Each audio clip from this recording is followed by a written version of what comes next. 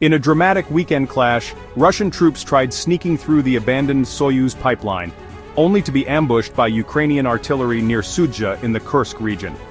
Reports say about 82 out of 100 Russian commandos died in the fiasco. Still, Moscow gained ground elsewhere, moving closer to encircling Ukraine's defenders who've been in Russian territory for 7 months. All this unfolds as Ukraine grapples with halted US intel and a tense standoff over Starlink, a tool Kyiv says is vital but also a potential hazard if it reveals troop movements.